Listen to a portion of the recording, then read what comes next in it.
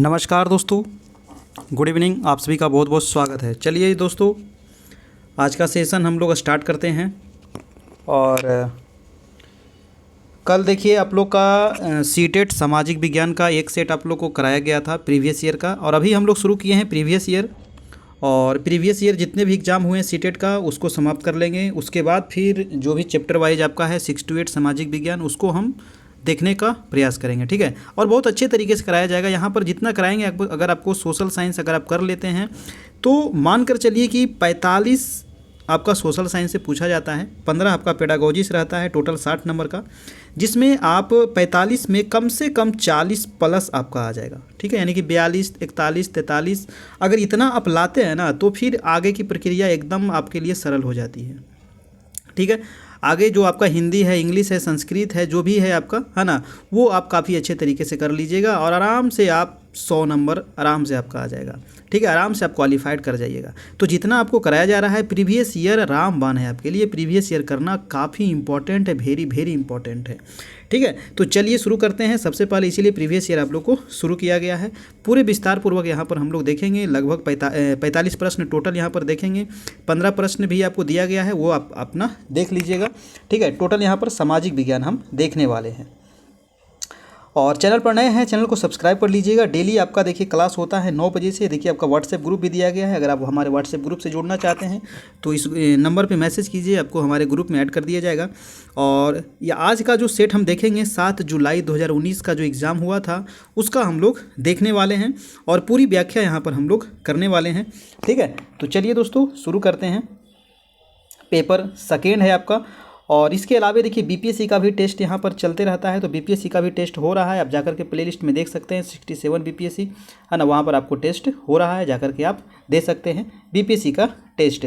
इसके अलावा देखिए अगर जो ये क्लास आपका हो रहा है इसका अगर आप पीडीएफ चाहिए, है ना, तो पीडीएफ के लिए हमारा ये टेलीग्राम चैनल है career point by Mukesh sir, आप सर्च कीजिएगा, आपको आ जाएगा टेलीग्राम में। जाकर के वहाँ से आप इसको ज्वाइन कर लीजिएगा। वहाँ पर इसका पीडीएफ आपको उपलब्ध करा दिया गया है, वहाँ से आप इसको ले लीजिएगा पीडीएफ। और पीडीएफ के माध्यम से भी आप पढ़ सकते हैं, क्योंकि पीडीएफ में आपको इसका पूरा सॉल्यूशन भी दिया गया है ना, पूरा आपको विस्तार पूर्वक आपको लिखा गया है हर एक प्रश्न के बारे में। तो आप उससे काफ़ी फ़ायदा ले सकते हैं, है ना, उससे बहुत बेनिफिट होगा आपको आगे। चलिए आज शुरू करते हैं हम लोग सॉल्व पेपर 7 जुलाई 2019 का पेपर सेकेंड, यानी कि 6 to 8। देखिए पहला प्रश्न है आज का। चलिए पहला प्रश्न है, मृदा परिच्छेदिका की मोटाई को कौन निर्धारित करता है। अब देखिए मृदा यानी कि मिट्टी, अब मिट्टी की जो मोटाई होती है इसको निर्धारित कौन करता है, ठीक है। तो इसको निर्धारित करने के लिए ऑप्शन देखिए, जलवायु है, उच्चावच है, समय है और वनस्पति जात प्राणी जात है। तो क्या होगा, तो मृदा परिच्छेदिका की मोटाई को निर्धारित करने के लिए जो महत्वपूर्ण फैक्टर होता है वो होता है समय, है ना, वो क्या होता है, टाइम होता है, ठीक है। तो याद रखिएगा। चलिए तो पहला का आंसर हो गया आपका answer number C. Second number प्रश्न कह रहा है कि वितरण के आधार पर संसाधनों को वर्गीकृत किया जा सकता है। वितरण के आधार पर संसाधनों को कितने भागों में बांट सकते हैं, कौन कौन से भागों में बांट सकते हैं, ये प्रश्न है। ऑप्शन है आपका सर्वव्यापक संसाधन और स्थानिक संसाधन। देखिए एग्जाम जब भी दीजिए ना, तो आप प्रश्न को थोड़ा सा अच्छे से माइंड को कूल करके ठंडा करके पढ़िए, है ना, पूरा पढ़िए प्रश्न, आधा कोना मत पढ़िए, है ना, कहाँ क्या लिखा हुआ है उसको ध्यान से पढ़िए। आपको क्वेश्चन आते हुए भी बहुत सारे लोग गलत कर देते हैं, तो प्रश्न को पूरा पढ़ा कीजिए, ऑप्शन को पूरा पढ़ा कीजिए, उसके बाद जवाब देने का प्रयास कीजिए, तभी ठीक रहेगा, ठीक है। और आपका स्पीड बढ़ाने के लिए आप सेट प्रैक्टिस जितना से ज़्यादा बना सकते हैं, प्रीवियस ईयर जितना से ज़्यादा बना सकते हैं, ठीक है। तो उससे है कि आपका जो स्पीड है वो बढ़ जाएगा, क्योंकि बहुत सारे स्टूडेंट कहते हैं कि टाइम नहीं मिला, समय नहीं मिल पाया। तो समय नहीं मिलने का कारण यही है कि आपने बहुत धीरे धीरे किया, उसका धीरे धीरे करने की वजह से समय आपका लैप्स हो गया। इस बार तो ऑनलाइन है तो रंगने का भी झंझट खत्म है ना, तो रंगने का भी लफड़ा नहीं है, आराम से आप इसको टिक करते हुए निकल सकते हैं, ठीक है। तो वितरण के आधार पर संसाधन को वर्गीकृत किया जा सकता है। ऑप्शन देखिए, सर्वव्यापक संसाधन और स्थानिक संसाधन। बी नंबर ऑप्शन, दूसरा ऑप्शन कह रहा है कि वास्तविक संसाधन और संभाव्य संसाधन। सी है, तीसरा है नवीकरणीय संसाधन और अनवीकरणीय संसाधन, या चौथा है जैव संसाधन या अजैव संसाधन। तो वितरण के आधार पर संसाधन को कौन कौन से भाग में बांटा जा सकता है, तो राइट आंसर जो हो जाएगा आपका सेकेंड का दोस्तों, वो हो जाएगा आपका सर्वव्यापक संसाधन और स्थानिक संसाधन। ठीक है, तो ये याद रखना है आपको, सर्वव्यापक संसाधन और स्थानिक संसाधन। चलिए सेकेंड हो गया आपका। नेक्स्ट चलते हैं, आपका अगला सवाल है थर्ड नंबर। तीसरा नंबर प्रश्न कह रहा है कि विविध समाज के संदर्भ में निम्नलिखित कथनों में से कौन सा सही है।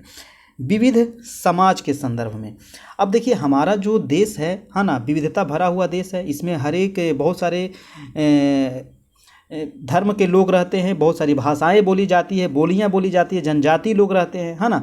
तो विविध समाज के संदर्भ में कौन सा यहाँ पर कथन सही है, ये बताना है। ऑप्शन एक देखिए कह रहा है कि जिसमें भाषा, संस्कृति और धर्म में विभिन्नताएं और समानताएं पाई जाती हो।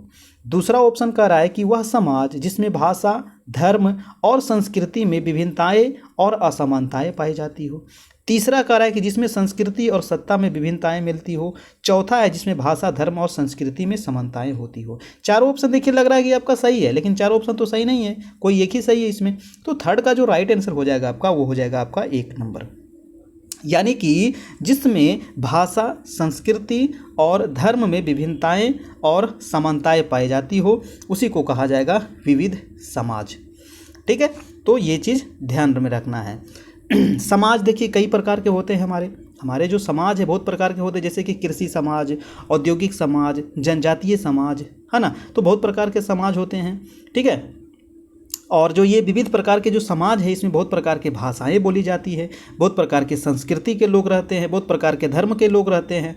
ठीक है, तो इतने प्रकार से हमारे जो देश है ये विविधता भरा हुआ देश है हमारा। अगला सवाल है आपका सवाल नंबर 4।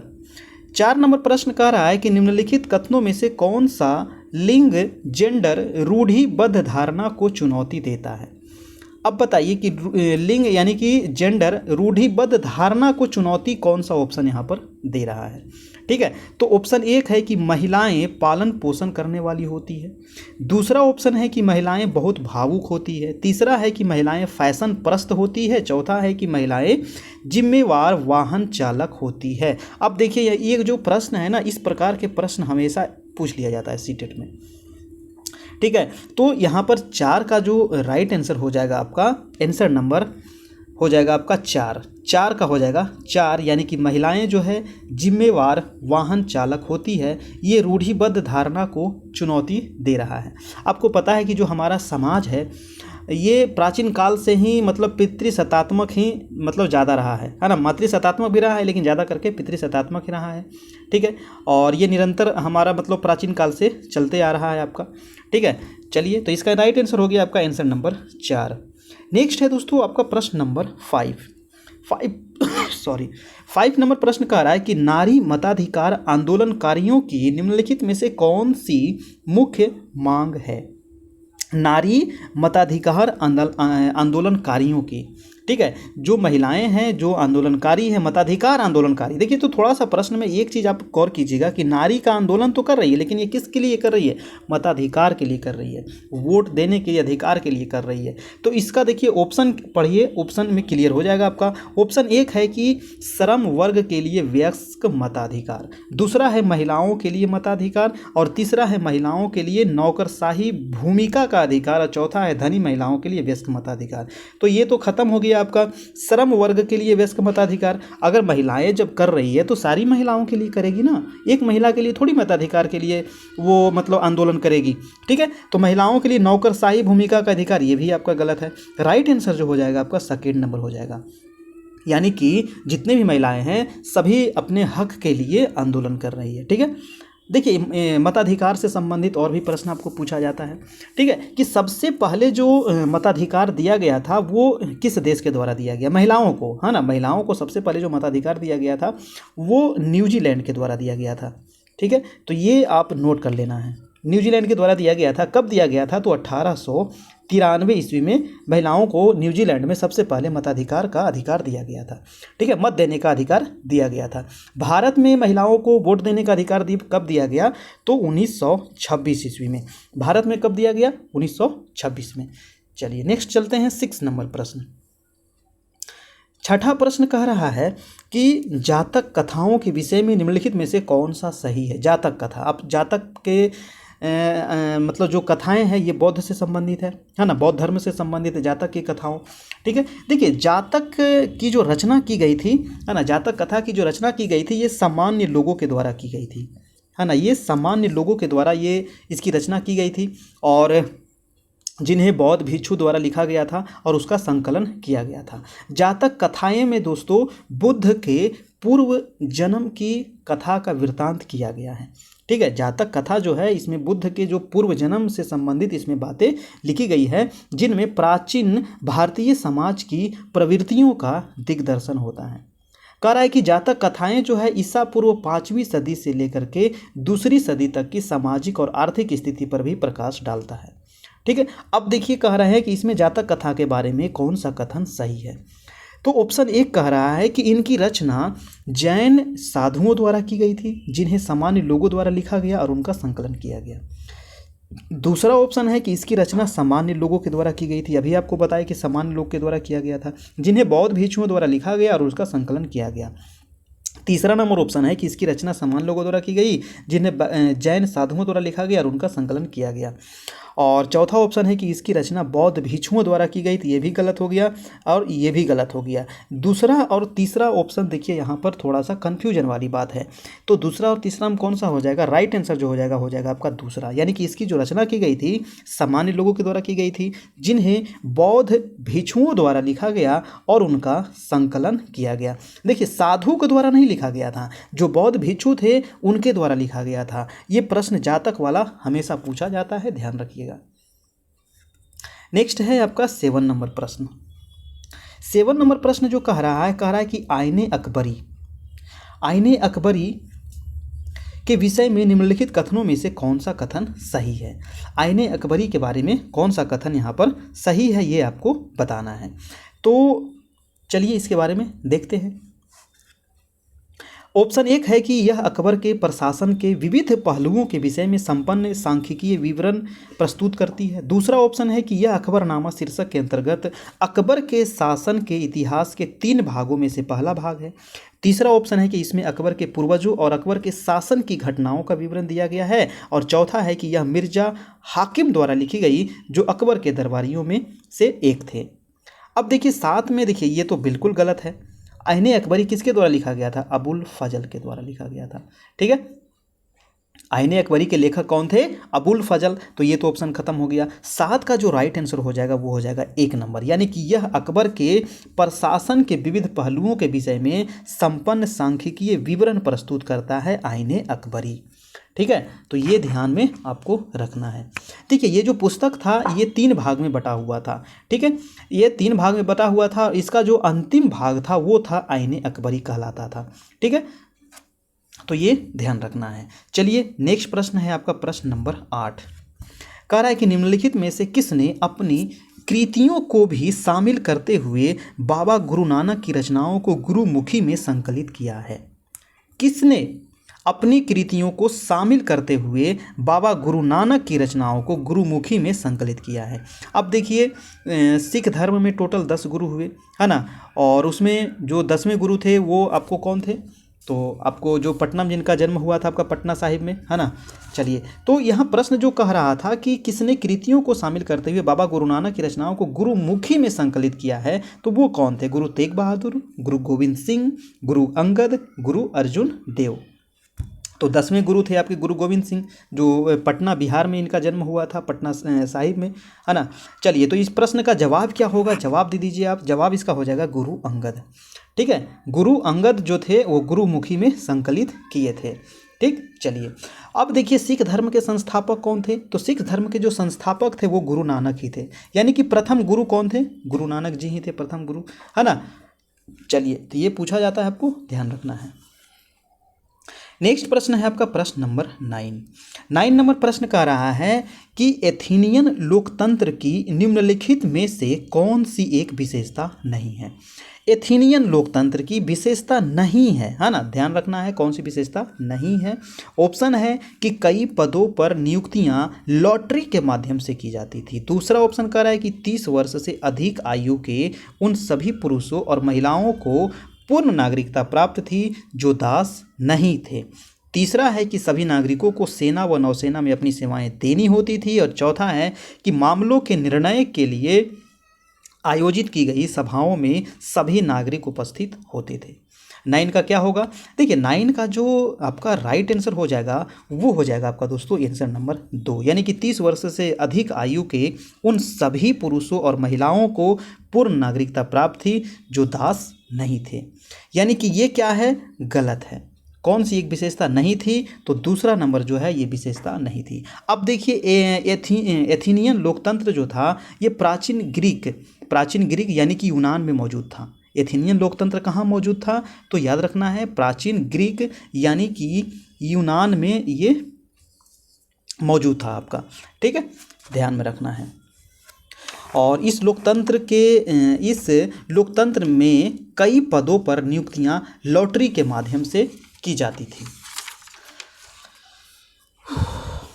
चलिए, तो ये इसका 1 नंबर सही है, 3 सही है और 4 सही है। दूसरा नंबर ये क्या है? गलत है।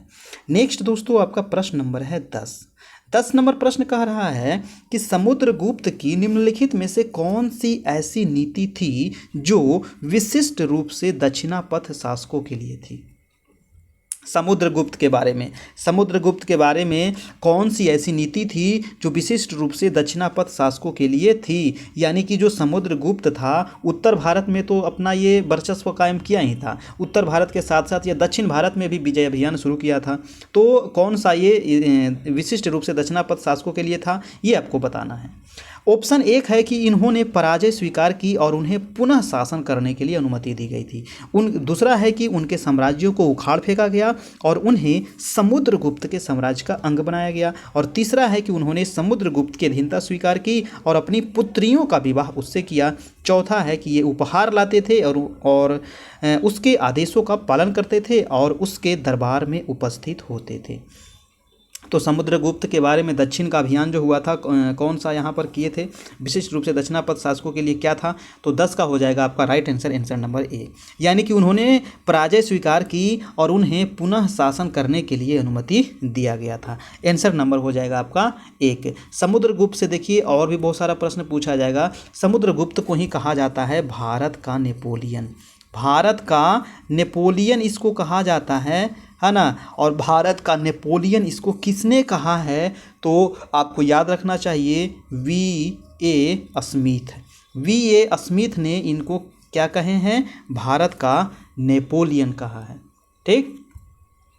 और इनका जो विजय का जो उल्लेख है वो हरिसेन के प्रयाग प्रशस्ति में वर्णन किया गया है, ये भी आप याद रखना है। अगला सवाल है आपका सवाल नंबर 11 नंबर प्रश्न कह रहा है, यहाँ पर आपको मिलाने वाला है ना, मिला के आपको बताना है कि कौन सा यहाँ पर सही है।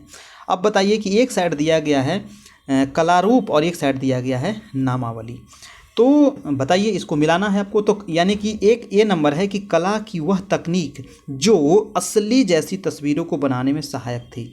तो असली जैसी तस्वीरों को बनाने में सहायक थी वो उसको किस नाम से जाना जाता था? तो ए नंबर हो जाएगा दोस्तों आपको तैल चित्रकला, यानी कि ये चल जाएगा 4 में। बी नंबर है कि चित्रकारी जिसमें भारतीय भूदृश्यों को अनूठा अनछुआ दिखाया जाता था। तो सेकेंड का क्या हो जाएगा आपका? सेकेंड का हो जाएगा नयनाभिराम, उसको कहा जाता था नयनाभिराम। सी नंबर है कि भारत में यूरोप वासियों की ऐश्वर्यपूर्ण जीवन शैली, धन संपदा और रौब दर्शाती चित्रकला। तो ये किससे संबंधित था? तो ये हो जाएगा इसका नामावली क्या था? तो इसका था रूप चित्रण, ठीक है, ये सेकंड हो जाएगा। एक और आपका बच गया, यानी कि ब्रिटिश साम्राज्यवादी इतिहास और विजयी दृश्यों को चित्रित करने वाली चित्रकला। तो ये किससे चला जाएगा आपका? 3rd नंबर, यानी कि इतिहास चित्रकला। तो ये मिला लीजिएगा आपको 4 1 2 3। अब 4 1 2 3 किस में है देख लीजिए, यानी कि आंसर नंबर हो जाएगा आपका सेकेंड, ठीक है। नेक्स्ट है आपका सवाल नंबर 12 नंबर प्रश्न कह रहा है कि 18वीं शताब्दी के अंतिम चरण में बम्बई, मद्रास और बंगाल प्रेसिडेंसी का विकास ईस्ट इंडिया कंपनी के किन व्यापारिक केंद्रों से हुआ था? तो किन व्यापारिक केंद्रों से हुआ था? ऑप्शन है सूरत मदुरई दिल्ली, सूरत मद्रास कलकत्ता, नागपुर मदुरई दिल्ली या पुणे मद्रास कलकत्ता। 12 का क्या हो जाएगा आपका? 12 का जो राइट आंसर हो जाएगा वो हो जाएगा आपका सूरत मद्रास और कलकत्ता, यानी कि आंसर नंबर हो जाएगा आपका 2। देखिए ईस्ट इंडिया कंपनी की जो स्थापना हुई थी वो हुई थी 1600 ईस्वी में, है ना, इंग्लैंड में हुआ था। एलिजाबेथ प्रथम के शासनकाल में ईस्ट इंडिया कंपनी की स्थापना किया गया था, आपका याद रखना है। चलिए, तो इसका जो व्यापारिक केंद्र था वो सूरत मद्रास और कलकत्ता था, आंसर नंबर 2 हो जाएगा। अगला प्रश्न है आपका प्रश्न नंबर 13। 13 नंबर प्रश्न कह रहा है दोस्तों, 13 नंबर है कि ए और बी को यहाँ पर ध्यान में मिलाना है आपको, है ना। क्या कह रहा है कि ए और बी कथनों पर बौद्ध महायान के संदर्भ में विचार कीजिए और सही उत्तर का चयन कीजिए। ठीक है, महायान और हीनयान 2 भाग में आपको बंट गया था बौद्ध धर्म, है ना। अब देखते हैं यहाँ पर जो कथन दिया गया है, ये कथन है कि बौद्ध धर्म के रूप में बुद्ध की उपस्थिति कुछ एक संकेतों का उपयोग करते हुए मूर्तियों में दिखाई गई। दूसरा है कि महायान बौद्ध के आने के साथ ही बोधिसत्व में विश्वास समाहित हुआ। अब 13 का राइट आंसर क्या होगा? देखिए, तो इसकी कहानी ये है कि कुषाण शासक जो कनिष्क थे उसके शासनकाल में चतुर्थ बौद्ध संगीति का आयोजन किया गया था। कहाँ? तो आपको जम्मू कश्मीर यानी कि कुंडल वन में। और वहीं पर ये बौद्ध धर्म जो था 2 भाग में यहाँ पर बट गए थे, 2 संप्रदाय में इसको बांट दिया गया था, हीनयान और महायान। हीनयान में कहा गया है कि महात्मा बुद्ध को एक महापुरुष के रूप में मतलब माना जाता था हीनयान में, ठीक है, जबकि महायान में महात्मा बुद्ध को देवता के रूप में माना जाता था। ठीक है, तो यहाँ पर हमको बताना है महायान के बारे में। तो महायान में किस रूप में माना जाता था? बुद्ध को देवता के रूप में पूजा जाता था, इनको मतलब इनके मूर्ति के रूप में बना करके इनको पूजा जाता था देवता के रूप में। तो इसका जो राइट आंसर हो जाएगा 13 का आंसर नंबर 13 का हो जाएगा दोस्तों, यानी कि बौद्ध धर्म के इस रूप में बुद्ध की उपस्थिति कुछ एक संकेत का उपयोग करते हुए मूर्तियों में दिखाई गई। देखिए ये भी आपका गलत है, और महायान बौद्ध के आने के साथ ही बोधिसत्व में विश्वास समाहित हो गया, ये भी आपका गलत है, यानी कि दोनों गलत है। यहाँ पर ए और बी दोनों यहाँ पर गलत है, क्योंकि ऐसा नहीं था, यानी कि ए और बी दोनों गलत है महायान के बारे में। नेक्स्ट प्रश्न है आपका प्रश्न नंबर 14 नंबर प्रश्न है, और यहाँ पर आपको यानी कि कथन दिया गया है, क्योंकि आजकल कथन वाला प्रश्न बार बार पूछा जाता है। यानी कि देखिए कथन वाला देने से क्या हो जाता है ना कि कॉन्सेप्ट आपका क्लियर होना चाहिए थोड़ा सा। कह रहा है कि महालवाड़ी और रैयतवाड़ी राजस्व प्रणालियों के संदर्भ में कथन ए और बी कथनों पर विचार कीजिए और सही उत्तर का चयन कीजिए। किसके बारे में? तो महालवाड़ी व्यवस्था और रैयतवाड़ी व्यवस्था के बारे में। कथन 1 है कि महालवाड़ी जो है वो बंगाल प्रेसिडेंसी के उत्तर पश्चिम प्रांतों के लिए युक्ति थी, जबकि रैयतवाड़ी ब्रिटिश नियंत्रण वाले दक्षिण भारतीय इलाकों के लिए था। बी नंबर कथन कह रहा है कि महालवाड़ी में गांव का मुखिया पूरे गांव के संकलित राजस्व को कंपनी को अदा करता था, जबकि रैयतवाड़ी में किसानों के साथ सीधा समझौता किया जाता था। तो यहाँ पर कौन सा कथन सही है गलत है ये आपको बताना है। देखिए, तो इसका जो राइट आंसर हो जाएगा 14 का जो राइट आंसर हो जाएगा दोस्तों, यानी कि ये और बी दोनों यहाँ राजस्व व्यवस्थाओं के बीच अंतर को सही स्पष्ट करता है, यानी कि दोनों कथन यहाँ पर बिल्कुल सही है ना। ये और बी दोनों यहाँ पर बिल्कुल ही सही है। महलवाड़ी और रैयतवाड़ी राजस्व प्रणालियों के संदर्भ में दोनों कथन क्या है? सही है यहाँ पर। ठीक है, चलते हैं नेक्स्ट प्रश्न। इसको थोड़ा सा आप याद कर लीजिएगा, क्योंकि महलवाड़ी के बारे में बार बार आपको एग्जाम में पूछा जाता है सीटेट में। अगला है 15 नंबर प्रश्न कि सूफी संत के मकबरे को जाना जाता है। सूफी संत जो होते थे इसके मकबरे को किस नाम से जाना जाता है? क्या होगा? देखिए, तो भारत में जो सबसे प्रसिद्ध जो सूफी हुए है ना, सबसे प्रसिद्ध जो दरगाह है वो ख्वाजा मोइनुद्दीन चिश्ती का दरगाह है, जो राजस्थान के अजमेर में स्थित है। सूफी जो संत होते हैं इसके मकबरे को दरगाह कहा जाता है। इनके मकबरे को क्या कहते हैं? दरगाह कहा जाता है। तो याद रखना है, आंसर हो जाएगा आपका 1 नंबर। ठीक, ये ध्यान रखना है। चलिए नेक्स्ट देखते हैं। और भारत में जो सबसे प्रसिद्ध जो हुए वो थे आपको ख्वाजा मोइनुद्दीन चिश्ती, जिनका कहाँ है? राजस्थान में अजमेर में, वहाँ पर दरगाह आपका जा सकते हैं देखने के लिए। अगला प्रश्न है आपका प्रश्न नंबर 16 नंबर प्रश्न कह रहा है कि विशिष्टाद्वैत का सिद्धांत 11वीं शताब्दी में प्रस्तावित किया गया था। किसके द्वारा प्रस्तावित किया गया था विशिष्टाद्वैत का सिद्धांत? वेरी वेरी इंपॉर्टेंट प्रश्न है, है ना। विशिष्टाद्वैत बार बार यहाँ पर पूछा जाता है। ऑप्शन देखिए, सखुबाई के द्वारा या रामानुज के द्वारा या बासवन्ना के द्वारा या एकनाथ के द्वारा। तो किसके द्वारा किया गया था? 16 का राइट आंसर हो जाएगा आपका आंसर नंबर 2, यानी कि रामानुज के द्वारा विशिष्टाद्वैत का सिद्धांत। ठीक है, रामानुज ने 11वीं शताब्दी में विशिष्टाद्वैत नामक सिद्धांत का प्रतिपादन किया था, और जिसके अनुसार ईश्वर, जगत तथा जीव तीनों एक ही, तीनों मतलब ईश्वर, जगत और जीव तीनों क्या है? तीनों ही सत्य है। ठीक है, किसके अनुसार? तो रामानुज के अनुसार। रामानुज जो थे ना, ये भक्ति मार्ग पर बल दिया था, ये भी पूछा जाता है। ठीक है, ये भक्ति मार्ग पर बल देते थे आपका। ठीक है, याद रखना है। ठीक है, और रामानुज के जो संप्रदाय थे श्री संप्रदाय कहलाता था। रामानुज के संप्रदाय क्या कहलाता था? श्री संप्रदाय। नेक्स्ट प्रश्न चलते हैं आपका प्रश्न नंबर 17। 17 नंबर प्रश्न कह रहा है कि भारत में 1772 ईस्वी में स्थापित की गई दीवानी अदालत के संबंध में आपको बताना है। ठीक है, 1772 में स्थापित की गई दीवानी अदालत के बारे में 2 कथन दिया गया है। कह रहा है कि ए और बी कथनों पर विचार कीजिए और सही उत्तर का चयन कीजिए। कथन ए है कि यह एक फौजदारी अदालत थी। दूसरा है कि यह यूरोपियन जिलाधीशों की अध्यक्षता में चलती थी। अब बताइए कि कौन सा यहाँ पर सही है, कौन सा यहाँ पर गलत है, क्या होगा? तो 17 का जो हो जाएगा आपका, ए गलत है और बी सही है।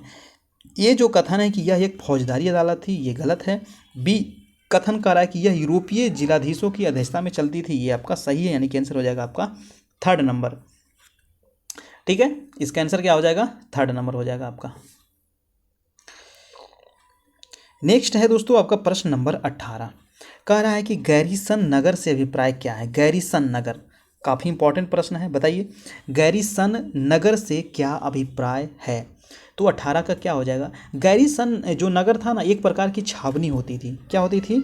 छावनी, है ना। गैरीसन नगर एक प्रकार की छावनी होती थी, और यह किलेबंद होता था, जहां सैनिक रहते थे जो शहर की रक्षा करने के लिए हमेशा तत्पर होते थे। तो इसका ऑप्शन देख लीजिए। ऑप्शन है कह रहा है कि एक महत्वपूर्ण व्यापारिक पतन नगर से लगी हुई भूमि जो इसे माल की आपूर्ति करता था। किलेबंद छावनी जहाँ सैनिक रहते थे, वह स्थान जहाँ विभिन्न उत्पादन केंद्रों का माल भेजा जाता था। तो इसका राइट आंसर क्या हो जाएगा? 3rd number. पहले बता दिए ये क्या होता था? छावनी होता था जिसमें सैनिक लोग रहा करते थे। अगला है आपका 19 नंबर प्रश्न। कह रहा है कि अभी कथन दिया हुआ है कि जब लंदन में अपराह्न के 2 बजे हैं तो भारत में 7:30 अपराह्न का समय होगा, और कारण कह रहा है कि भारत ग्रीनविच के पूर्व में 82.5 डिग्री पूर्व में स्थित है। अब देखिए, वेरी इंपॉर्टेंट प्रश्न है ये, बार बार एग्जाम में इस प्रकार के प्रश्न पूछा जाता है। ठीक है, देखिए तो इस प्रश्न को समझने के लिए मैंने बहुत बार बता चुका हूँ, आज फिर आपको बताते हैं कि हमारी जो भारत का जो मानक समय रेखा है, मानक देशांतर रेखा है ना, ये क्या है आपका? पृथ्वी है। मान लीजिए ये पृथ्वी है और ये आपका है 0 डिग्री। ठीक है, और भारत आपका कहाँ स्थित है? भारत आपका यहाँ पर स्थित है। भारत के बीचों बीच से जो रेखा गुजरती है वो है 23.5 डिग्री। ठीक है, यानी कि कर्क रेखा।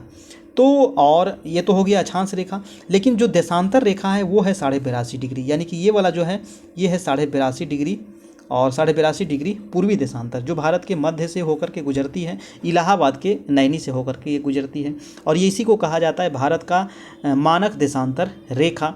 ठीक है, देखिए मानक भारत का जो मानक समय रेखा है 82.5 डिग्री, ये तो आपको पता है। मानक जो समय रेखा है, देशांतर रेखा है, ये भारत के कितने राज्य से गुजरती है? तो 5 राज्य से गुजरती है। कौन कौन राज्य से गुजरती है? तो ये भारत के यूपी से, ठीक है, एमपी से, छत्तीसगढ़ से, उड़ीसा से और आंध्र प्रदेश से, 5 राज्यों से होकर के ये गुजरती है मानक समय रेखा भारत का। ठीक है, जो मानक समय रेखा का निर्धारण किया जाता है, अभी मैं मानक समय रेखा के बारे में बता रहा हूँ, उसके बाद में प्रश्न पे आऊँगा आपका। ठीक है, मानक समय रेखा का जो निर्धारण किया जाता है ये 7.5 डिग्री, है ना, 7 डिग्री 30 मिनट के गुणांक पर यह निर्धारित किया जाता है, यानी कि 30 मिनट के दूरी पर यह निर्धारित किया जाता है, यानी कि 7.5 डिग्री जो है 7 डिग्री 30 मिनट के गुणांक पर यह निर्धारित किया जाता है ना। भारत सभी देशों का ये जो मानक समय रेखा निर्धारण करने का ये तरीका है, इसी प्रकार से निर्धारित किया जाता है। आपको पता है कि जो GMT है, यानी कि ग्रीनविच जो मध्य समय है, वो कितना है? 0 डिग्री है ग्रीनविच, जो आपको लंदन से गुजरा है ना। तो ग्रीनविच जो है ये GMT जिसको कहा जाता है ना, 0 डिग्री देशांतर, और इससे भारत कितना आगे है दोस्तों? तो GMT से, यानी कि ग्रीनविच से भारत कितना आगे है? तो 5.5 घंटा आगे है। अब 5.5 घंटा कैसे आगे है, क्योंकि ग्रीनविच लंदन तो यहाँ पर है ना, लंदन यहाँ पर है, तो यहाँ पर है 0 डिग्री, ये 0 डिग्री है आपका, तो 0 डिग्री से किधर है, ये पूर्व में है आपका, है ना, पूर्व में है कितना डिग्री, तो 82.5 डिग्री पूर्व में है। और आपको पता है कि जो भी कंट्री पूर्व में है वो क्या हो जाता है, उसका समय जुड़ जाता है, और जो पश्चिम में है उसका समय क्या हो जाता है, घट जाता है। तो पूर्व में होने की वजह से 82.5 डिग्री होने की वजह से 1 डिग्री को पार करने में कितना लगता है, 4 मिनट लगता है। 82.5 डिग्री को पार करने में कितना लगेगा, 5.5 घंटा। तो यही जो होता है कि भारत जो है कितना आगे है, तो 5.5 घंटा आगे है, किससे, तो ग्रीनविच से, क्योंकि ग्रीनविच जो है वो 0 डिग्री है और भारत कितना है, तो 82.5 डिग्री है, क्योंकि 1 डिग्री को पार करने में कितना लगता है, 4 मिनट लगता है, तो 82.5 डिग्री को पार करने में कितना लगेगा, 5.5 घंटा लगेगा। गुना करके देखिएगा, आ जाएगा आपका, ठीक है। तो ये चीज़ आप याद रखना है। अब देखिए हम प्रश्न पे चलते हैं। आपका प्रश्न में कह रहा था कि लंदन में कितना बजा हुआ है, तो 2 बज रहा है, अपराह्न के 2 बज रहा है, जबकि भारत में कितना बज रहा है, 7:30 बज रहा है। अब 2 में आप 5.5 घंटा अगर आप जोड़ देते हैं, है ना, इसमें 5.5 घंटा अगर आप जोड़ देते हैं तो कितना बजेगा, 30 इधर अब 7 इधर, 7.5 बच गया ना। आखिर कारण क्या था, तो कारण तो यही था कि जो भारत का मानक समय रेखा है, वो जो लंदन से कितना आगे है, तो 5.5 घंटा आगे है। भारत का जो मानक देशांतर रेखा वो 5.5 घंटा है, ठीक है, आगे है, और 82.5 डिग्री मानक देशांतर रेखा है आपका। तो ये दोनों जो कारण है और अभिकथन है, ये दोनों बिल्कुल ही क्या है, सही है, क्योंकि यहाँ पर 2 बज रहा है और भारत में कितना बज रहा है, 7.5 बज रहा है। और इसमें 2 में आप 5.5 घंटा जोड़िएगा, है ना, 2 में 5.5 घंटा जोड़िएगा तो कितना आएगा, 7.5 बज रहा है, तो 7.5 तो बिल्कुल सही है बज रहा है ना, तो ये बिल्कुल ही क्या है, सही है। यानी कि 19 का जो राइट आंसर हो जाएगा कि ए और आर क्या है, दोनों ही सही है, और आर ए का सही व्याख्या भी कर रहा है, ठीक है। अगर ये चीज़ अभी भी नहीं समझ में आया है तो आप कमेंट कीजिएगा, फिर से इसको समझा देंगे बाद में, ठीक है। चलिए अगला प्रश्न देखते हैं, आपका 20 नंबर। क्योंकि जो देशांतर है ना, देशांतर के बारे में हमेशा एग्जाम में एक ना एक प्रश्न तो आपको घुमा फिरा के पूछ लेता है, अक्षांश और देशांतर के बारे में, ठीक है। चलिए, और इससे संबंधित अगर आप विस्तार से पढ़ना चाहते हैं तो आप एनसीईआरटी बुक हमारा पढ़ सकते हैं, है ना। एनसीईआरटी बुक आपको प्ले लिस्ट में पूरा पढ़ाया गया है 6 to 8 तक के लिए, है ना, 9 भी पढ़ाया गया है, तो वहाँ पर जा करके आप देख सकते हैं, ठीक है। तो आपका काफ़ी अच्छे तरीके से वहाँ पर आप इस चीज़ को समझ जाइएगा और आराम से, फिर क्योंकि एक प्रश्न आपको ये समय से दे देता है ना, लंदन में इतना बज रहा है तो भारत में कितना बजेगा, इस टाइप का प्रश्न, एक प्रश्न आपको पूछा ही जाता है एग्जाम में। नेक्स्ट है 20 नंबर प्रश्न, कह रहा है कि समय क्षेत्र पर दिए गए ए, बी और सी कथनों पर विचार कीजिए और सही उत्तर का यहाँ पर चयन कीजिए।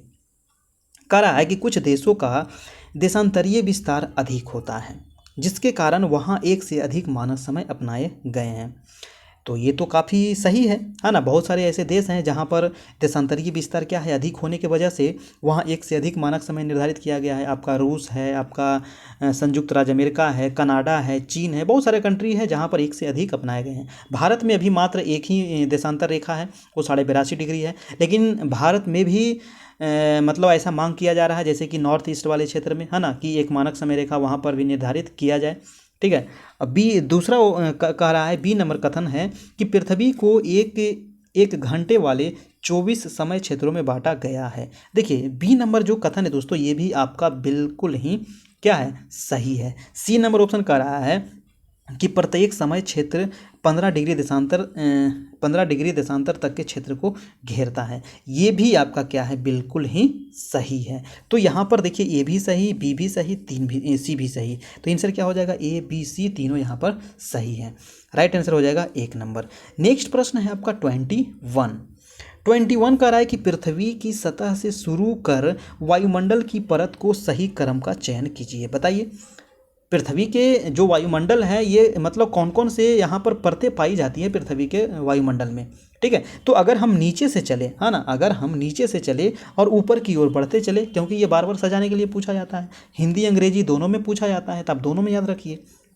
ये आपका पृथ्वी है, पृथ्वी पर नीचे से लेकर के ऊपर की ओर आपको बढ़ते चलना है वायुमंडल। टोटल कितने परत हैं, तो टोटल परतों की जो संख्या है वो है आपका 5।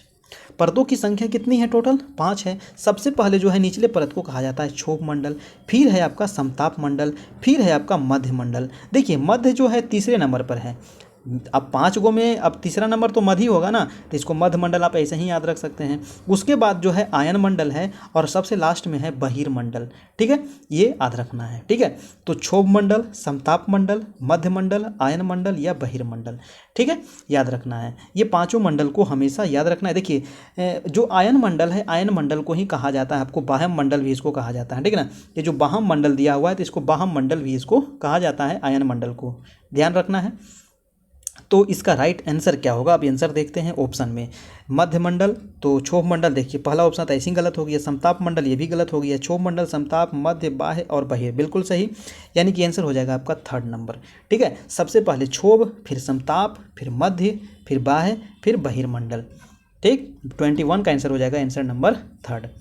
ठीक है, अब देखिए हम एक चीज़ और बता दें कि जो हमारा वायुमंडल है ये क्या है, गैसीय आवरण से मतलब भरा हुआ है। हाँ ना, हमारे पृथ्वी के ऊपर क्या है, वायुमंडल है जो गैसीय आवरण है, उसमें बहुत सारे गैस पाए जाते हैं। सबसे अधिक मात्रा में आपका नाइट्रोजन है। ठीक है, फिर आपका कार्बन डाइऑक्साइड, ऑक्सीजन है ना, नाइट्रोजन के बाद आपका ऑक्सीजन आता है। ठीक है, वो फिर बहुत सारे मतलब ये दो जो है आपका महत्वपूर्ण है, कार्बन डाइऑक्साइड नाइट्रोजन और ऑक्सीजन, ये सबसे ज़्यादा मात्रा में पाया जाता है। इसके बाद छोटे छोटे बहुत कम मात्रा में दूसरे गैसों भी पाई जाती है। ठीक है,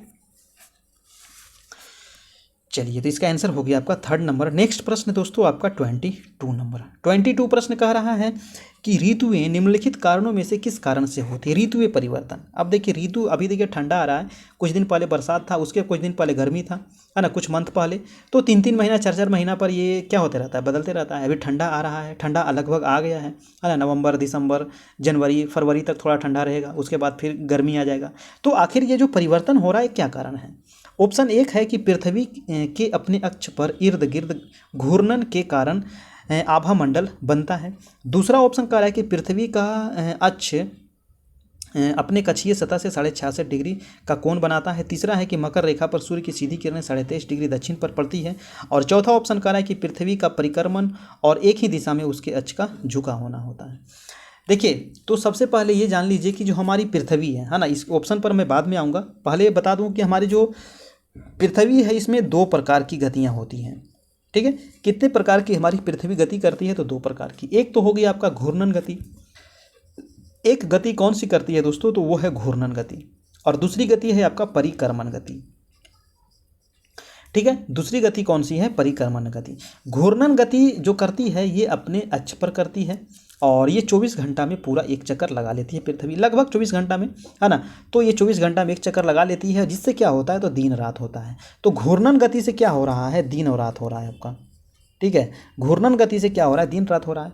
परिक्रमण गति में क्या होता है कि 365 दिन में, है ना, लगभग 365 दिन में पृथ्वी जो है सूर्य के चारों ओर एक चक्कर लगा लेती है, जिसको कहा जाता है परिक्रमण गति। और परिक्रमण गति से क्या होता है, ऋतुओं में परिवर्तन होता है।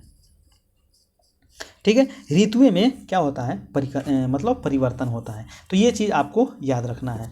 ठीक है, तो अब देखिए इसका ऑप्शन जो है, राइट आंसर इसका क्या हो जाएगा, तो आपको ऑप्शन आपको पता चल गया होगा कि पृथ्वी जो है, पृथ्वी का परिक्रमण और एक ही दिशा में उसके अक्ष पर झुका होना। ठीक है, मेन कारण यही है कि ऋतु में परिवर्तन होता है। परिक्रमण गति की वजह से ऋतु में परिवर्तन होता है, और उसके अक्ष का झुका होना। पृथ्वी कितने डिग्री अक्ष पे झुका हुआ है, तो आपको पता है ना, अपने कितने डिग्री अक्ष पर झुका हुआ है, 23.5 डिग्री अक्ष पे झुका हुआ है पृथ्वी हमारा। ठीक है ना, तो इसके वजह से क्या होता है, ऋतु में परिवर्तन होता है। नेक्स्ट प्रश्न है आपका 23 नंबर। कह रहा है कि प्रतिशत के अनुसार पृथ्वी के वायुमंडल में कौन सा प्रमुख संघटक है, हीलियम, ऑक्सीजन, कार्बन डाइऑक्साइड और नाइट्रोजन। प्रतिशत के अनुसार पूछ रहा है, तब ये तो काफ़ी आसान हो गया कि नाइट्रोजन जो है सबसे अधिक मात्रा में है, 78.8%, है ना। नाइट्रोजन कितना है, 78.8%, सबसे अधिक मात्रा में नाइट्रोजन है। उसके बाद ऑक्सीजन है। ठीक है, कार्बन डाइऑक्साइड मात्र 0.03% है आपका। ठीक है, तो ये प्रतिशत पूछा जाता है, ध्यान रखना है। इसका आंसर हो गया 4 नंबर। नेक्स्ट है प्रश्न नंबर आपका 24। प्रश्न है कि महासागरीय धाराओं के विषय में निम्नलिखित कथनों पर बताइए। देखिए महासागरीय धारा, हमारा जो महासागर है, महासागरों की संख्या कितनी है, तो 5 है। ठीक है, तो महासागरों की संख्या जो 5 है, इसमें महासागर की जो धारा मतलब जल है ना, वो शांत नहीं रहता है, वो एक स्थान से दूसरे स्थान पर क्या होती है, बहते रहती है। ठीक है, तो इसके जो धारा होते हैं 2 प्रकार के होते हैं, एक तो ठंडी जलधारा होती है, दूसरी क्या होती है, गर्म जलधारा होती है। ठीक है, अगर ये आपकी पृथ्वी है ना, सॉरी पृथ्वी मैं गोल बनाता हूँ, चपटा नहीं बनाना है, हाँ ये हमारी पृथ्वी है। तो पृथ्वी ये विषुवत रेखा है 0 डिग्री, तो अगर 0 डिग्री से जो जलधारा है, पानी है, वो अगर जा रही है किधर, उत्तर की ओर, है ना, उत्तर की ओर जा रही है या फिर दक्षिण की ओर जा रही है, तो ये कैसा जल होगा, क्योंकि देखिए विषुवत रेखा ये 0 डिग्री है, तो 0 डिग्री के पास क्या रहता है, सालों भर गर्मी रहता है। यहाँ का जल भी क्या रहेंगे, पानी क्या रहेंगे, गर्म रहेंगे। अब गर्म से जाएंगे ऊपर तो गर्म न रहेंगे, तो ऊपर जाएंगे तो ऊपर वाला वायुमंडल क्या कर देता है, ऊपर के जो क्षेत्र है वो क्या कर देता है, गर्म कर देता है। यानी कि यहाँ से कोई भी जलधारा अगर बहेगी तो कैसी जलधारा होगी, वो गर्म जलधारा होगी। ठीक है, यहाँ से नीचे की ओर जाएगी तो वो कैसी जलधारा होगी, वो भी गर्म जलधारा होगी। और अगर ये आपकी पृथ्वी है, पृथ्वी ये 0 डिग्री है, ठीक है, अगर उत्तर से यानी कि ध्रुव से दक्षिण की ओर यानी कि विषुवत रेखा की ओर जलधारा आ रही है, ठीक है, महासागरीय जलधारा आ रही है, या फिर दक्षिण से कहाँ जा रही है, विषुवत रेखा की ओर जलधारा आ रही है, तो ये कैसी जलधारा होगी, क्योंकि देखिए ये क्या है, ये 90 डिग्री है, ये भी आपका 90 डिग्री है। यहाँ पर क्या रहता है, सालों भर बर्फ रहता है, ठंडा रहता है ना, तो यहाँ से अगर कोई भी जल आएगा तो वो कैसा होगा, ठंडा होगा। तो ये कैसी जलधारा होगी, तो ये ठंडी जलधारा होगी। ठीक है, याद रखना है, ये कैसी जलधारा होगी, तो ये ठंडी जलधारा होगी। ठीक है, चाहे वो दक्षिण से जाए या फिर उत्तर से आए, वो कैसी होगी, ठंडी होगी। अब देखते हैं प्रश्न पर कथन देख लेते हैं, ये BC क्या कह रहा है, तो कह रहा है कि ठंडी धाराएं ध्रुवीय अथवा उच्च अक्षांशों से जल को उष्णकटिबंधीय अथवा निम्न अक्षांशों की ओर ले जाती है। B नंबर है कि लेब्राडोर एक गर्म जलधारा है, और C है कि जिस स्थान पर गर्म और ठंडी जलधाराएं मिलती है वह स्थान विश्व का सर्वोत्तम मत्स्य क्षेत्र माना जाता है। बिल्कुल सही है C नंबर। देखिए लेब्राडोर कैसी जलधारा है, अब ये बताइए। लेब्राडोर जो है दोस्तों, ये गर्म नहीं, ये ठंडी जलधारा है। लेब्राडोर जो है ये ठंडी जलधारा है, याद रखना, ये गलत है, गर्म नहीं है, ये ठंडी जलधारा है। आप देखिएगा अपने मानचित्र पर, ग्लोब पर देखिएगा तो लेब्राडोर आपको कनाडा के पास से नीचे की ओर आते हुए दिखेगा, है ना, कनाडा के पास से नीचे की ओर आते हुए दिखेगा। तो कनाडा कहाँ है, ये उत्तरी ध्रुव में है ना, ध्रुव के पास है ना, तो 66.5 डिग्री के ऊपर है आपका, तो वहाँ क्या रहता है, सालों भर ठंडा रहता है। वहाँ से अगर विषुवत रेखा की ओर कोई भी जलधारा आएगी तो वो कैसी रहेगी, ठंडी रहेगी। तो लेब्राडोर है ठंडी जलधारा। A नंबर भी यहाँ पर बिल्कुल ही सही है, क्योंकि कह रहा है कि ठंडी धाराएं जो है ध्रुवीय अथवा उच्च अक्षांशों से जल को उष्णकटिबंधीय अथवा निम्न अक्षांशों की ओर ले जाती है ना। अभी आपको बता दिए इसके बारे में, तो इसका आंसर क्या हो जाएगा, A और C आपका सही है, B गलत है, यानी कि आंसर नंबर 3 हो जाएगा। अगला सवाल है आपका 25 नंबर, कह रहा है कि हिमनद के निक्षेप को कहा जाता है। हिमनद के निक्षेप को क्या कहा जाता है, हिमनद मतलब क्या हुआ, हिम की नदी, हिम मतलब बर्फ की नदी, है ना, उसी को कहा जाता है हिमनद। तो हिमनद के निक्षेप को कहा जाता है हिमोड़। क्या कहते हैं, हिमोड़ कहते हैं। Answer number 3। ठीक है, चलिए काफ़ी आसान प्रश्न था। अगला है 26 नंबर, कह रहा है कि कथन A और कथन B निम्नलिखित वनस्पतियों में से किसकी विशेषताओं का वर्णन करते हैं। बताइए। एक कथन है कि यह वनस्पति उत्तरी गोलार्ध के उच्च अक्षांश यानी कि 50 से 70 डिग्री में पाई जाती है। अब वनस्पति बताना है कि ये किस प्रकार की वनस्पति है जो उत्तरी गोलार्ध में पाई जाती है और कहाँ पर पाई जाती है, तो 50 से लेकर के 70 डिग्री के आसपास पाई जाती है। दूसरा कथन है कि इसे टैगा के नाम से भी जाना जाता है। इस वनस्पति को क्या कहते हैं, टैगा। अब इसको क्या कहेंगे, भूमध्य सागर। ये वनस्पति शीतोष्ण वनस्पति, शीतोष्ण घास स्थल या फिर शीतोष्ण पर्णपाती वन या शंकुधारी वन, तो इसको कहा जाएगा आपका शंकुधारी वन। शंकुधारी वन को ही कहा जाता है टैगा वन, है ना, याद रखना है, टैगा वन कहा जाता है। और ये कहाँ पाया जाता है, तो उच्च अक्षांश में पाया जाता है, यानी कि 50 से 70 डिग्री के आसपास पाया जाता है। आप पर्वतों पे चले जाइए, 3000 से 4000 मीटर की ऊंचाई पर चले 3000 मीटर ऊंचाई पर चले जाइए तो आपको टैगा वन देखने को मिल जाएगा, यानी कि शंकुधारी वन देखने को मिल जाएगा। देखिए शंकुधारी वन क्यों इसको कहते हैं, क्योंकि यहाँ पर जो होता है ना, यहाँ पर मतलब हमेशा सालों भर क्या रहता है, ठंडा रहता है। ठीक है, सालों भर यहाँ पर ठंडा होने की वजह से बर्फबारी होते रहता है, और यहाँ के जो पत्ते होते हैं वो बर्फ पड़ेगा तो क्या हो जाता है, मुड़ जाता है, यानी कि शंकु की आकृति का बन जाता है आपका, तो इसीलिए इसको कहते हैं शंकुधारी वन। अगला प्रश्न है आपका 27, कह रहा है कि निम्नलिखित में से कौन सी गंगा ब्रह्मपुत्र बेसिन की विशेषता नहीं है। गंगा ब्रह्मपुत्र बेसिन, अब देखिए गंगा ब्रह्मपुत्र नदी के बारे में तो आपको काफ़ी विस्तार से बता चुके हैं, आप पढ़ सकते हैं जाकर के NCERT बुक। अब देखिए ऑप्शन एक कह रहा है कि भूमि कृषि के लिए इस क्षेत्र में कर्तन और दहन कृषि की जाती है। बिल्कुल ही गलत बात है। देखिए कर्तन और दहन कृषि कहाँ पर किया जाता है, जिसको कहते हैं झूम की कृषि। कर्तन और दहन कृषि को ही क्या कहा जाता है, झूम की कृषि। और ये किया जाता है आपको पर्वतीय क्षेत्र में, खास करके नॉर्थ ईस्ट वाले इलाके में। आप असम चले जाइए, मेघालय वाला क्षेत्र में, त्रिपुरा, मिजोरम, उस क्षेत्र में किया जाता है कर्तन और दहन कृषि। तो ये तो होगा नहीं 27 का। ठीक है, कौन सा नहीं, अच्छा नहीं पूछ रहा था ना, तो नहीं तो एक निकल गया आपका, एक आंसर नंबर एक ही हो जाएगा, है ना। हम ध्यान नहीं दिए। देखिए तो यही कह रहे हैं कि थोड़ा सा ध्यान दीजिएगा। देखिए यहाँ नहीं पूछ रहा था, तो आंसर नंबर एक यहाँ पर बिल्कुल ही सही है। ठीक है, दूसरा नंबर है कि मैदानी क्षेत्र में ओक्सबो लेक चाप झील कहते हैं। बिल्कुल ही सही बात है, ओक्सबो लेक जिसको चाप झील कहते हैं, है ना। देखिए अब मैदानी वाले क्षेत्र में क्या होता है कि जब बहुत ज़्यादा बाढ़ आ जाता है ना, बहुत ज़्यादा बाढ़ आने की वजह से क्या होता है, नदियाँ, मान लीजिए नदी ऐसे बह रही है। ठीक है, ये क्या बह रही है, ये नदी बह रही है। ठीक है, ये क्या है, नदी है। तो ये नदी बह रही है, तो कभी कभी क्या होता है, नदी में बहुत ज़्यादा बाढ़ आ जाता है। तो बहुत ज़्यादा बाढ़ आने की वजह से नदियाँ पूरा ऐसे ऐसे बहने लगती है, ऐसे ऐसे बहने लगती है। ठीक है, तो ऐसे ऐसे बहने की वजह से ये वाला जो भाग है, एक भाग जो होता है, अभी तो बाढ़ आया, तो बाढ़ आया था, पूरा नदी यहाँ तक पहुँच गया, है ना, नदी यहाँ तक पहुँच गया, पानी यहाँ तक आ गया आपका। लेकिन जब जैसे ही बाढ़ कमेगा, पानी घटेगा, तो फिर से अपना पुराना वाला स्थिति में पकड़ लेगा। तो यहाँ पर जो हो गया ना, यहाँ पर तो पानी जमा हुआ रह गया। यहाँ जो पानी जमा हुआ रह गया, उसी को कहते हैं ओक्सबो लेक, यानी कि चाप झील, इसी को कहा जाता है आपका। तीसरा नंबर ऑप्शन था कि मैदानी क्षेत्र में जनसंख्या घनत्व अधिक है। बिल्कुल ही सही है। दुनिया का सबसे जनसंख्या घनत्व वाला क्षेत्र यही है, गंगा ब्रह्मपुत्र जो मैदानी इलाका है। 4 नंबर है कि डेल्टा क्षेत्र जो है मैंग्रोव वनों से आच्छादित है। ये भी सही है ना, क्योंकि जो डेल्टा वाला क्षेत्र है, यानी कि सुंदरवन का डेल्टा, गंगा ब्रह्मपुत्र से बनती है आपको सुंदरवन का डेल्टा, दुनिया का सबसे बड़ा डेल्टा बनती है।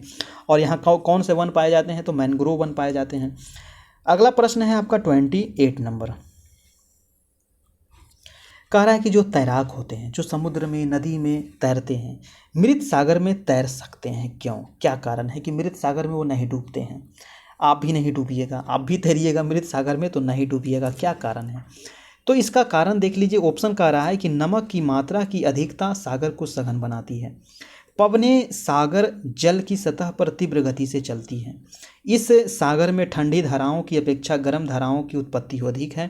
यह सागर निम्न ज्वार भाटों की अपेक्षा उच्च ज्वार भाटों को अधिक अनुभव करता है। देखिए 2, 3 और 4 बिल्कुल ही अनर्गल बातें कह रहा है, यानी कि बिल्कुल गलत बात है। 1 नंबर ऑप्शन जो है बिल्कुल ही सही है, यानी कि नमक की मात्रा की अधिकता होने के वजह से यहाँ की सघनता क्या है, काफ़ी बढ़ जाती है समुद्र की, और इसके वजह से जो तैराक होते हैं वो नहीं डूब पाते हैं। मेन कारण यही है। ठीक है, तो ये चीज़ आपको याद रखना है, यानी कि सागरीय जल के भार तथा उसमें घुने हुए लवणीय पदार्थों के भार के अनुपात को क्या करते हैं, सागरीय लवणता कहते हैं। सागरीय लवणता के कारण जल का घनत्व क्या हो जाता है, बढ़ जाता है, और यही कारण है कि जो तैराक होते हैं वो उसमें नहीं डूब पाते हैं। तो मृत सागर में यही है कि मृत सागर का जो घनत्व है वो काफ़ी अधिक है। अगला प्रश्न है आपका 29, कह रहा है कि भूमि उपयोग के संदर्भ में ए और बी कथनों पर विचार कीजिए और सही उत्तर का यहाँ पर चयन कीजिए। भूमि उपयोग के बारे में बताना है। कथन 1 है कि भूमि उपयोग से आशय भूमि का केवल कृषि और वन के लिए उपयोग है।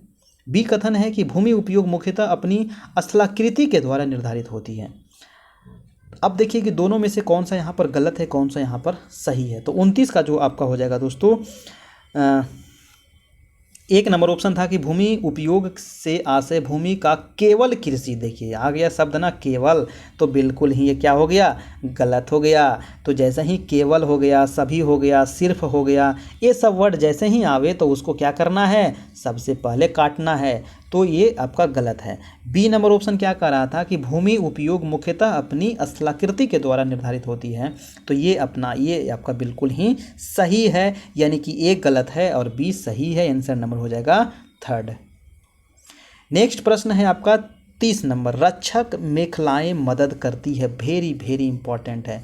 देखिए जितना भी प्रश्न देख रहे हैं ना, अभी ज्योग्राफी का प्रश्न है। देखिए रक्षक मेखला जो है ये क्या है, तो रक्षक मेखला आप मरुस्थलीय क्षेत्र में आपको देखने को मिलेगा। अगर भारत में आप देखते हैं तो आप चले जाइए कहाँ, तो राजस्थान चले जाइए, ये है राजस्थान। राजस्थान चले जाइए तो राजस्थान में मिट्टी अपरदन को रोकने के लिए रक्षक मेखलाएं का मतलब मदद लेना पड़ता है। अब रक्षक मेखला है क्या? तो ये है ना, ये कतार में एक लाइन में क्या लगाना है? पेड़ लगाना है, पौधा लगाना है, ठीक है, पेड़ लगा देना है, ताकि जब क्योंकि मरुस्थलीय क्षेत्र में बहुत आंधियाँ चला करती है, बहुत तेज़ हवाएं चलती है, तो ये अगर पेड़ लगा देंगे, घने घने पेड़ लगा देंगे यहाँ पर, तो जो मिट्टी है वो मिट्टी को उड़ा करके नहीं ले जा पाएगी। इसीलिए यहाँ पर इसको कहा जाता है रक्षक मेखला, ठीक है। अब देखिए ऑप्शन में क्या कह रहा है? 1 नंबर कि अब नलिकाओं को बनने से रोकने और मृदा क्षय को बचाने में, पवन की गति की रोकथाम कर मृदा आवरण के संरक्षण में, मृदा में नमी बनाए रखने में और मृदा के ऊपर से जल के प्रवाह को मंद करने में। राइट आंसर क्या हो जाएगा? रक्षक मेखलाएं हमें किस चीज़ में मदद करती है? तो पवन की गति को रोकथाम करने, यानी कि पवन की जो गति है, क्योंकि वहाँ बहुत तेज़ गति से हवाएं बहती है, उसको क्या करना है? कम करना है, रोकना है। और मृदा आवरण को संरक्षण करना है, यानी कि मृदा जो है उसको क्या करना है? उड़ने नहीं देना है, क्योंकि अगर तेज़ हवा चलता है ना, तो जो मिट्टी है सतह की, इसको एक स्थान से उड़ा करके दूसरे जगह पर लेके चला जाता है, जिसके वजह से क्या हो जाता है? मिट्टी क्या हो जाती है? अपरदन हो जाता है। अब देखिए यहाँ पर उपजाऊ मिट्टी है, यहाँ से उपजाऊ मिट्टी पुड़ा करके दूसरी जगह ले जा करके जमा कर दिए, तो इससे क्या हो जाएगा? यहाँ तो फिर बंजर न हो जाएगा, यहाँ पर फिर कृषि कार्य आप नहीं कर पाइएगा। तो इसी वजह से रक्षक मेखलाएं की मदद लेनी पड़ती है। तो ये चीज़ आप याद रखना है, रक्षक मेखला खास करके आपको देखा जाता है ये चीज़ राजस्थान वाले इलाके में, ठीक है। देखिए रक्षक मेखला को शेल्टर बेल्ट भी कहा जाता है। रक्षक मेखला को अगर ऑप्शन में दे दिया जाए कि शेल्टर बेल्ट क्या है, तो उसी को शेल्टर बेल्ट भी कहा जाता है, ठीक है। तो ये शब्द भी आपको याद रखना है। चलिए दोस्तों, 31 नंबर प्रश्न कह रहा है कि विज्ञापन की विषय वस्तु पर चर्चा करते समय सामाजिक विज्ञान की अध्यापिका द्वारा निम्न में से कौन से उप विषय वस्तुओं पर आलोचनात्मक चर्चा कर सकते हैं? विज्ञापन की विषय वस्तु पर चर्चा करते समय कह रहा है कि सामाजिक विज्ञान की अध्यापिका द्वारा कौन से उप विषय वस्तुओं पर आलोचना चर्चा कर सकते हैं? ए है कि व्यक्तिगत भावनाओं के प्रति अपील, और बी है कि समता के मुद्दे। 31 का क्या होगा? 31 का जो हो जाएगा ना, यहाँ पर देखिए दोनों का होना बहुत ज़रूरी है, यानी कि व्यक्तिगत भावनाओं के प्रति अपील और समता के मुद्दे, यानी कि ए और बी यहाँ पर दोनों सही हो जाएगा, ठीक है। नेक्स्ट प्रश्न है आपका 32 नंबर। 32 नंबर प्रश्न कह रहा है कि भू उपयोग प्रतिरूप के परिवर्तन के उत्तरदायी कुछ और कारणों पर चर्चा कीजिए। भू उपयोग के प्रतिरूप के परिवर्तन के उत्तरदायी कुछ और कारणों पर यहाँ पर चर्चा करना है। कह रहा है कि ऊपर दिए गए प्रश्न के संदर्भ में एक सामाजिक विज्ञान के अध्यापक के रूप में आप विद्यार्थियों की किस कुशलता का मूल्यांकन कर सकते हैं? देखिए ये जो प्रश्न है पेडागोजी टाइप का थोड़ा सा है ना, तो इसका आंसर क्या हो जाएगा? ऑप्शन कह रहा है कि परिकल्पना करना, वर्गीकरण करना, सामान्यीकरण करना या परिणाम निकालना। 32 का राइट आंसर क्या होगा? जल्दी से आप लोग कमेंट करके बताइए। देखिए 32 का यहाँ पर जो आंसर हो जाएगा वो हो जाएगा वर्गीकरण करना, ठीक है। आंसर नंबर हो जाएगा आपका 2। चलिए नेक्स्ट प्रश्न देखते हैं। आपका प्रश्न नंबर है 33। 33 नंबर प्रश्न कह रहा है कि प्राकृतिक वनस्पति और वन्य जीवन विषय वस्तु से छात्रों को परिचित कराने के लिए सर्वोत्तम शैक्षणिक विधि क्या होगी? किससे? तो प्राकृतिक वनस्पति और वन्य जीवन विषय वस्तु से क्या करना है? छात्र को परिचित कराना है। इसके लिए सर्वोत्तम विधि क्या होगा? सबसे सर्वोत्तम विधि बताना है आपको। ऑप्शन है पाठ्य पुस्तक का पठन एवं चर्चा, दूसरा है विषय वस्तु पर डॉक्यूमेंट्री फिल्म बनाना, तीसरा है विषय वन्य जीवन अभ्यारण्य का भ्रमण करना, और चौथा है व्याख्यान के लिए विशेषज्ञ को आमंत्रित करना। देखिए तो सर्वोत्तम शैक्षणिक जो विधि होगा यहाँ पर विषय वस्तु पर डॉक्यूमेंट्री फिल्म बनाना। राइट आंसर हो जाएगा आपका आंसर नंबर 2, है ना। आंसर नंबर हो जाएगा आपका यहाँ पर 2 हो जाएगा। देखिए डॉक्यूमेंट्री फिल्म किसको कहते हैं? डॉक्यूमेंट्री फिल्म का मतलब होता है कि कोई मतलब सच्चे घटना पर आधारित हो, है ना। जैसे कोई किसी समाचार या सत्य घटना पर आधारित फिल्म को ही कहा जाता है डॉक्यूमेंट्री फिल्म कहा जाता है, ठीक है। तो ये चीज़ ध्यान रखना है। इसका आंसर हो जाएगा आंसर नंबर 2।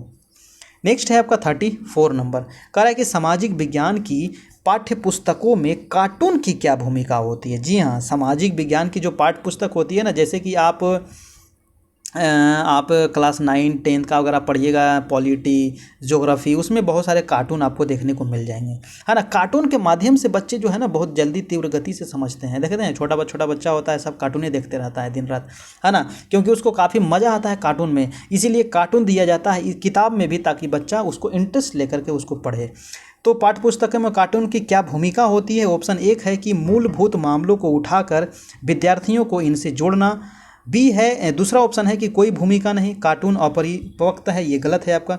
भरपाई करने के रूप में प्रयुक्त इससे पाठ्य पुस्तक आकर्षित दिखती है। और 4 है कि कक्षा को आनंददायक बनाने क्योंकि विषय नीरस है। तो 34 का क्या हो जाएगा आपका? एक ऑप्शन नंबर 1 यहाँ पर बिल्कुल सही है कि मूलभूत मामलों को उठाकर विद्यार्थियों को इससे जोड़ना और फिर बच्चों को समझाना। आंसर नंबर 1 यहाँ पर सही है। अगला है 35 नंबर, रंग भेद। रंग भेद नीति तो जानते ही थी, सबसे पहले दक्षिण अफ्रीका में ये आया था आपका रंग भेद, और जिसको समाप्त किया गया था, है ना। कब समाप्त हुआ रंग भेद? 1994 ईस्वी में, है ना, नेल्सन मंडेला के द्वारा, याद रखिएगा। तो प्रश्न कह रहा है कि रंग भेद की प्रथा पर दिए गए ए और बी कथन पर यहाँ पर विचार करना है। कथन ये कह रहा है कि यह प्रथा जातियों के बीच भेदभाव करती है परंतु सभी को मत देने की अनुमति प्रदान करती है। दूसरा ऑप्शन कह रहा है कि यह प्रथा जातियों को एक दूसरे से मिलने से रोकती है परंतु सभी को समान रूप से सार्वजनिक सुविधाएं प्रदान करती है। अब 35 का आंसर क्या होगा? देखिए 35 का जो कथन 1 है कि यह प्रथा जो जातियों के बीच भेदभाव करती है परंतु सभी को मत देने का अनुमति प्रदान करती है, बिल्कुल ही गलत है। ठीक है। दूसरा ऑप्शन यहाँ पर कह रहा है कि यह प्रथा जातियों को एक दूसरे से मिलने से रोकती है, ये भी आपका गलत है, परंतु सभी को समान रूप से सार्वजनिक सुविधाएं प्रदान करती है, ये भी आपका गलत है। दोनों दोस्तों यहाँ पर आपका गलत है। राइट आंसर हो जाएगा आपका 1 नंबर, यानी कि ये और बी दोनों यहाँ पर गलत है। रंग भेद जो नीति है ये प्राचीन काल से ही चली आ रही है आपकी। ठीक है। पहले भी रंग भेद मतलब किया जाता था, वर्तमान में भी रंग भेद होता है, लेकिन अब लगभग नहीं के बराबर ये समाप्त हो गया है। दक्षिण अफ्रीका में रंग भेद की नीति को नेल्सन मंडेला एक आंदोलन के रूप में चलाए थे और वर्ष 1994 में इसको फिर समाप्त किया गया था, ये ध्यान रखना है, पूछा जाता है। अगला प्रश्न चलते हैं, आपका प्रश्न नंबर है 36 नंबर प्रश्न कह रहा है कि निम्नलिखित में से कौन ग्राम पंचायत में चुनकर आते हैं और कार्य संभालते हैं? तो ग्राम पंचायत में कौन चुनकर आते हैं और कार्य संभालते हैं, क्या होगा? देखिए पंचायत, जैसे ही पंचायत की बात आती है तो आपको दिमाग में आना चाहिए कि ये जो पंचायती राज है इसको 73वें संविधान संशोधन 1993 ईस्वी में जोड़ा गया था। 92 में आया था, 93 में इसको जोड़ा गया था पंचायती राज। ठीक है। और पंचायती राज जो व्यवस्था 73वें संविधान संशोधन के तहत इसको जोड़ा गया था 1993 में, और इसके अंतर्गत भाग 9 भी इसमें जोड़ा गया था। संविधान के भाग 9 का इसमें जोड़ा गया, और अनुसूची 11वां अनुसूची भी इसमें जोड़ा गया था पंचायती राज के अंतर्गत।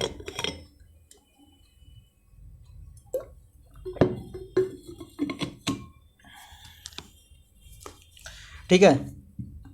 देखिए एक था पंचायती राज और दूसरा था नगर निगम। अगर नगर निगम के बारे में पूछे तो वो था 74वां संविधान संशोधन, 12वीं अनुसूची उसमें जोड़ा गया था, और उसमें भाग जो जोड़ा गया 9 का ए भाग नंबर जोड़ा गया, 9 का ए। ठीक है। चलिए अब आगे चलते हैं हम।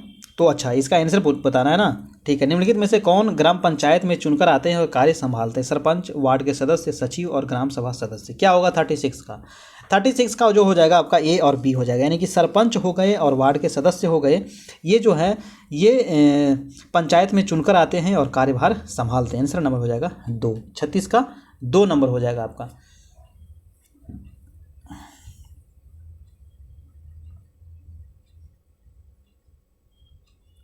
नेक्स्ट प्रश्न है आपका प्रश्न नंबर 37।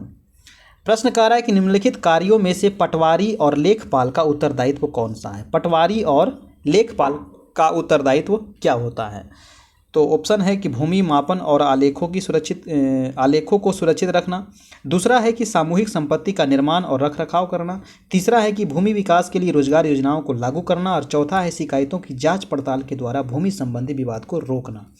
तो पटवारी और लेखपाल का उत्तरदायित्व जो है 37 का हो जाएगा आपका आंसर नंबर 1, यानी कि भूमि मापन और आलेखों की सुरक्षित रखना इसका उत्तरदायित्व होता है। ठीक है, इसके बारे में कल भी बताए थे आपको पटवारी के बारे में। 38 नंबर प्रश्न कह रहा है कि निम्नलिखित कथनों में से कौन सा कथन स्थानीय शहरी प्रशासन के कार्य के संदर्भ में सही है।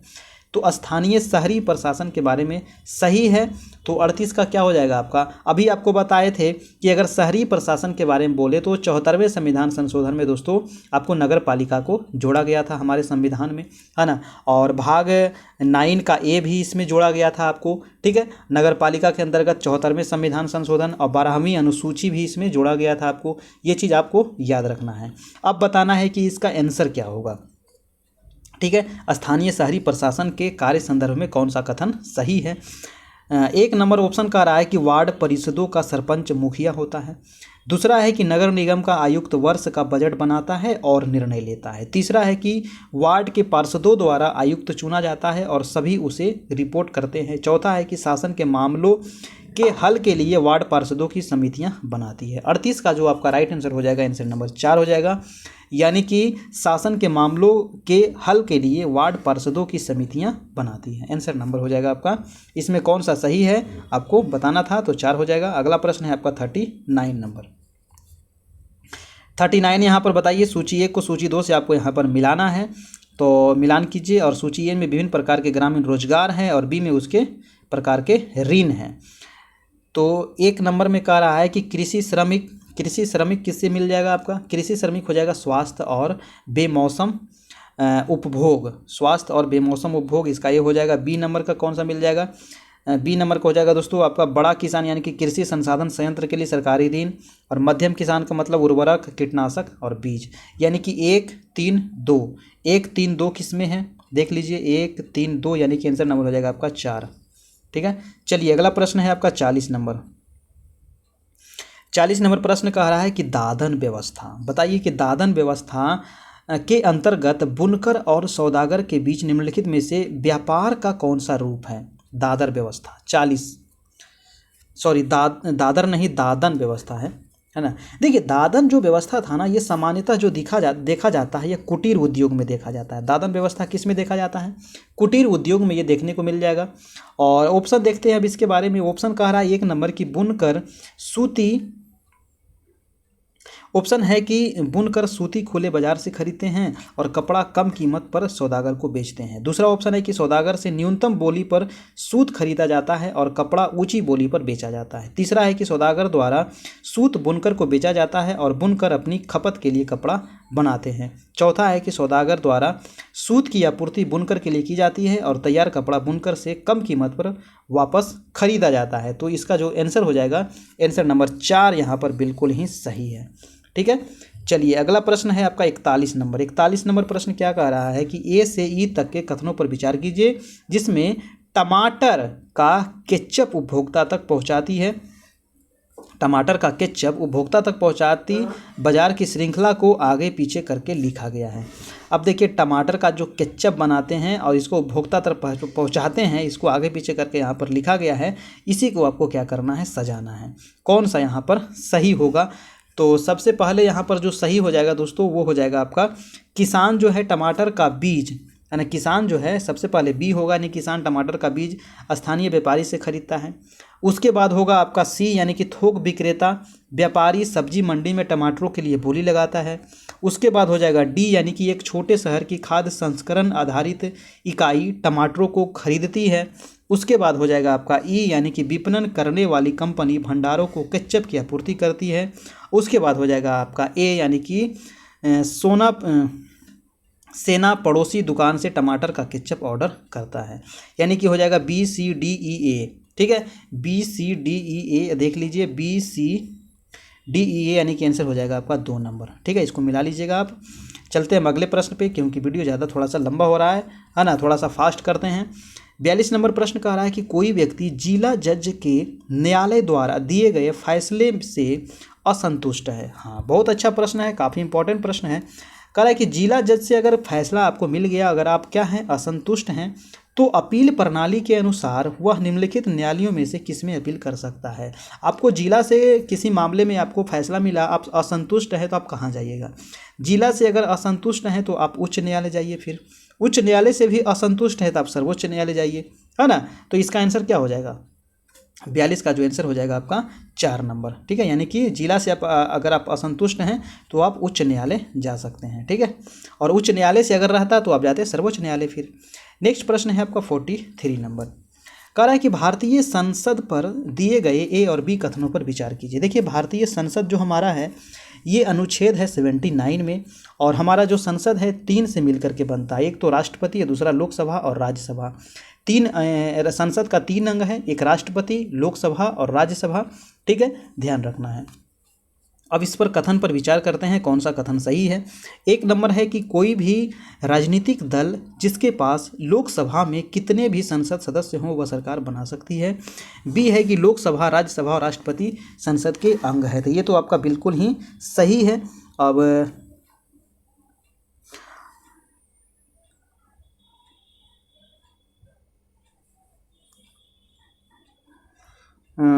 ए नंबर, कोई भी राजनीतिक दल जिसके पास लोकसभा में कितने भी सदस्य हो। देखिए, ए नंबर तो बिल्कुल गलत है, यानी कि कितने भी सदस्य अगर रहेगा तो कैसे बना लीजिएगा, जब तक आपके पास बहुमत नहीं होगा, है ना। बहुमत हासिल होगा लोकसभा में, यानी कि जैसे 543 सीट है, इसका आधा जब तक नहीं रहेगा, है ना, आधा हाफ प्लस 1 जब तक नहीं रहेगा तब तक आप जीत नहीं सकते हैं। ठीक है, तो ये ए नंबर गलत है, बी यहाँ पर सही है।